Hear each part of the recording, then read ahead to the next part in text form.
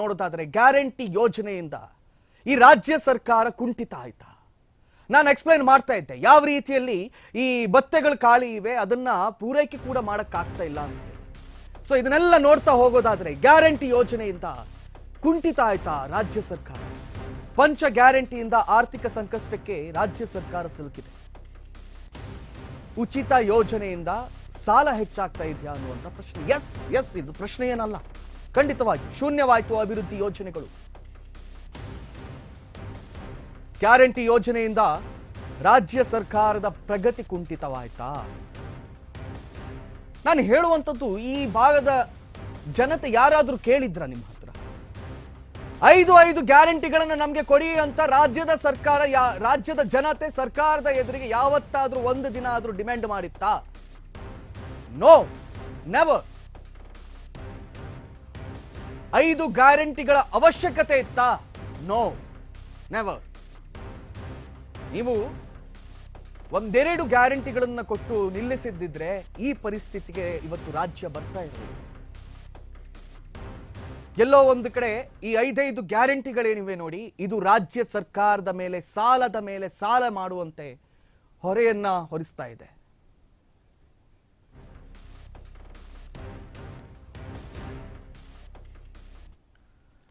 ನೋಡಿ, ಇದು ಇವತ್ತು ರಾಜ್ಯದ ಪರಿಸ್ಥಿತಿ. ಇಷ್ಟರ ಮಟ್ಟಿಗೆ ಸಾಲದ ಮೇಲೆ ಸಾಲದ ಹೊರೆ ನಮ್ಮ ಮೇಲೆ ಬೀಳ್ತಾ ಇದೆ. ಹಂಗಂತ ಇದನ್ನ ಸಾರ್ವಜನಿಕರು ಗಮನ ಹರಿಸ್ತಾ ಇಲ್ಲ ಅಂತ ಎಣಿಸಿದ್ದೀರಾ? ಖಂಡಿತವಾಗಿಯೂ ಅಲ್ಲ. ಜನರು ಕೂಡ ಇದನ್ನ ತೀಕ್ಷ್ಣವಾಗಿ ಗಮನಿಸ್ತಾ ಇದ್ದಾರೆ. ಹಾಗಾದ್ರೆ ಸಾರ್ವಜನಿಕರು ಏನೇನು ಮಾತಾಡ್ತಾ ಇದ್ದಾರೆ ನೋಡ್ಕೊಂಡು ಬನ್ನಿ. ರಾಜ್ಯ ಸರ್ಕಾರ ಮಾಡಿರೋಂಥ ಬಿಟ್ಟಿ ಭಾಗ್ಯ ಏನಿದೆ, ಇದು ಅವಶ್ಯಕತೆ ಇರಲಿಲ್ಲ. ಈಗ ಆಲ್ರೆಡಿ ಸುಮಾರು ಏನಿಲ್ಲ ಅಂದ್ರೆ ನನಗೆ ಗೊತ್ತಿರೋ ಮಾಹಿತಿ ಪ್ರಕಾರ ಅಂದರೆ BMTC ಮತ್ತು KSRTCಗೆ ಕನಿಷ್ಠ ಅಂದರೂ 4,000 ಕೋಟಿ ಸಾಲ ಇದೆ. ಎಲ್ಲಿಂದ ತಂದು ಕಟ್ತಾರೆ ಅದನ್ನು? ತಪ್ಪಲ್ವಾ? ಇದೇ ಇನ್ನೂ 5 ವರ್ಷ ಏನೋ ಇದೇ ಕಂಟಿನ್ಯೂ ಮಾಡ್ತೀನಿ ಅಂತಂದರೆ ಇನ್ನೂ ದಿವಾಳಿ ಆಗುತ್ತೆ. ಬಟ್ ಇನ್ನೊಂದು ನಾನು ಪರ್ಸ್ನಲಾಗಿ ಹೇಳ್ತೀನಿ, 2013ರಿಂದ ನಾನು ತಿದ್ದುಪಡಿಗೆ ಹಾಕ್ಕೊಂಡಿದ್ದೀನಿ. ತಿದ್ದುಪಡಿ ಮಾಡಿಕೊಡೋಕ್ಕಾಗದಿಲ್ಲ. ಇದಕ್ಕೆ ಸಂಬಂಧಪಟ್ಟಂತೆ ಆರೈತವಿಂದ ಹಿಡ್ಕೊಂಡು ಇದುವರೆಗೂ ನಾನು ಕೃಷ್ಣ ಬೈರೇಗೌಡರು ಒಬ್ಬರನ್ನ ಬಿಟ್ಟು CMವರೆಗೂ ಮೀಟ್ ಆಗಿದ್ದೀನಿ.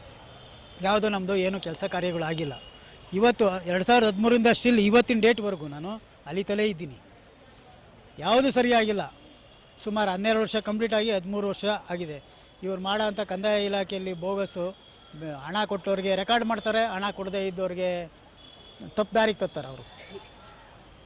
ಈ ಥರ ಆಗದೆ. ಇದಕ್ಕೇನೋ ಸಂಬಂಧಪಟ್ಟಂತೆ ಯಾರಾದರೂ ಎಚ್ಚೆತ್ಕೊಳ್ತೀನಿ ಅನ್ನಂಗಿದ್ರೆ ಎಚ್ಚೆತ್ಕೊಳ್ಳಿ. ನಮ್ಮ ಭಾರತ ಅಂದರೆ ಇದು ಇತ್ತೀಚೆಗೆ ಏನಾಗ್ತಾ ಇದೆ ಅಂದರೆ ಬೆಳೀತಾ ಹೋಗಬೇಕು ಹೊರತಾಗಿ ಒಂದು ಕೇಂದ್ರ ಆಗಿರಲಿ, ಕರ್ನಾಟಕ ರಾಜ್ಯ ಸರ್ಕಾರ ಯಾವುದೇ ಬರಲಿ, ಬಡವ್ರ ಮೇಲೆ ಅತಿ ಹೆಚ್ಚಾಗಿ ಹೊರೆ ಆಗ್ತಕ್ಕಂಥ ಪ್ರತಿಯೊಂದು ಸರ್ಕಾರನೂ ಅಷ್ಟೇ. ಒಂದು JDS ತಗೊಳ್ಳಿ, BJP ತಗೊಳ್ಳಿ, ಕಾಂಗ್ರೆಸ್ ತಗೊಳ್ಳಿ, ಯಾವುದೇ ಒಂದು ಇದಾಗಿರಲಿ, ಯಾರು ಬಡವ್ರ ಪರ ಇಲ್ಲ. ಇನ್ನೊಂದು ಸಾರಿಗೆ ವ್ಯವಸ್ಥೆ ಹೆಣ್ಮಕ್ಳಿಗೆ ಒಳ್ಳೆ ಅನುಕೂಲ ಮಾಡಿಕೊಟ್ಟಿದೆ ಗೌರ್ಮೆಂಟ್ ಸರ್ಕಾರ ಕರ್ನಾಟಕ. ಹೌದಾ? ಪ್ರತಿಯೊಂದು ಒಂದು ಭಾಗ್ಯಲಕ್ಷ್ಮಿ ಆಗಿರ್ಬೋದು, ಗೃಹಲಕ್ಷ್ಮಿ ಆಗಿರ್ಬೋದು, ಏನೋ ಒಂದು ಸಾರಿಗೆ ವ್ಯವಸ್ಥೆ ಒಳ್ಳೆ ಚೆನ್ನಾಗಿ ಮಾಡಿದೆ. ಆದರೆ ಕಡು ರೈತರಿಗೆ ಮಾತ್ರ ಅತಿ ಹೆಚ್ಚಾಗಿ ಇದು ಮಾಡ್ತಾಯಿಲ್ಲ. ಒಂದು ಚಿಕ್ಕ ಪುಟ್ಟ ವ್ಯವಹಾರ ಮಾಡ್ತಕ್ಕಂಥ ಬಿಸ್ನೆಸ್ ಮಾಡ್ತಕ್ಕಂಥವ್ರಿಗೆ ಯಾವುದೇ ರೀತಿ ಅನುಕೂಲಗಳು ಇಲ್ಲ. ನಾನು ಕೂಡ ನಂದು ಬಳ್ಳಾರಿ, ಸ್ವಂತ ಬಳ್ಳಾರಿಯಿಂದ ದುಡಿಯೋಕ್ಕಾಗಿ ಬಂದಿದ್ದೀನಿ, ಡ್ರೈವಿಂಗ್ ಆಗಿ ಬಂದಿದ್ದೀನಿ. ಇವತ್ತು ಸರಿಯಾಗಿ ಕೆಲಸ ಸಿಗ್ತಾ ಇಲ್ಲ, ಸರಿಯಾಗಿ ಡ್ಯೂಟಿನ ಸಿಗ್ತಾ ಇಲ್ಲ. ನಾನು ಬಿಸ್ನೆಸ್ ಮಾಡಿದ್ದೇನು, ಇವತ್ತಿನವರಿಗೆ ಯಾವನು ಕೊಡ್ತಾ ಇಲ್ಲ.